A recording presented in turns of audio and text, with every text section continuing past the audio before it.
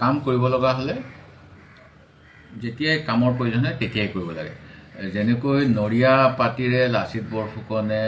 দৈৱজ্ঞৰ কথা নুশুনি যুদ্ধ কৰি মোগলক পৰাস্ত কৰিছিল নৰিয়া দেশে অসমৰ ইতিহাসত সেই উদাহৰণ আছে সেই গতিকে মুখ্যমন্ত্ৰীয়ে ৰাজনীতি কৰিবলৈ নিজৰ প্ৰশাসন যন্ত্ৰটো ব্যৱহাৰ কৰি থকাটো একেবাৰে অনুচিত কাৰণ মুখ্যমন্ত্ৰীয়ে আগতে আমাক কৈছিল 10 ছেপ্টেম্বৰৰ দিনাখন SIT ৰিপৰ্টটো আমি পাম 10 ছেপ্টেম্বৰৰ পৰা 10 অক্টোবৰ গ'ল 10 নৱেম্বৰ যাব 10 ডিসেম্বৰ হ'ব তাৰ পিছতো তেওঁ সেই একেখন ৰেকৰ্ড বজাই আমাৰ দলৰ সভাপতিজনক পাকিস্তানৰ এজেন্ট বুলি মানুহৰ মনত এটা ভুল ধাৰণা দিবলৈ যেটো চেষ্টা কৰি আছে এইটো এটা অপচেষ্টা আৰু মই ভাবো গৌৰৱ গগৈ ডাঙৰীয়াও যথেষ্ট সহজভাৱে লৈছে কথাখিনি মই আশা কৰো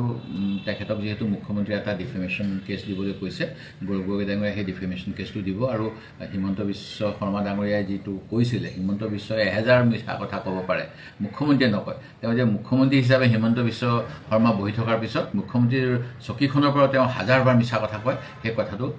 প্ৰমাণ কৰিব আমাৰ সভাপতি ডাঙৰীয়া আৰু যিখিনি মানে তেওঁ ৰাজনীতি যে কৰি আছে সেইটো আপোনাৰো সেইদিনাখনৰ প্ৰশ্ন উত্তৰতে ওলাইছে তেখেতে কৈছে মই তো ৰাজনীতি নামানো মই কেতিয়া কি দিব লাগে মই দিম সেই গতিকে তেওঁ জুবিন গাৰ্গৰ হত্যাকাণ্ড বুলি দুবাৰ ক'লে তাৰ পিছত তেখেতে ক'লে যে খুব মানে ভয়ানক তথ্য ওলাব হজম কৰিব নোৱাৰিব যোৱাকালিও তেনেকুৱা কথা কৈছে যে মানে শান্তি নাপামে তেওঁৰ কথাখিনি জানিলে এইবিলাক তেওঁ কিয় কৈ আমাৰ মানুহবিলাকৰ মনবিলাক বেয়া কৰি আছে আৰু তেওঁ মানে কোন লাইনত লৈ যাব বিচাৰিছে এইবিলাক কিন্তু আমাৰ বাবে চিন্তাৰ কাৰণ আমি নিশ্চয় জাস্টিস ফৰ জুবিন বিচাৰিম যেনেকৈ তেখেতৰ 10000 টকীয়া চেক ল'বলৈ অহা অসমৰ সৰ্বসাধাৰণ অসমীয়া মহিলাসকলে যেনেকৈ কৈছে অসমৰ সকলোৱে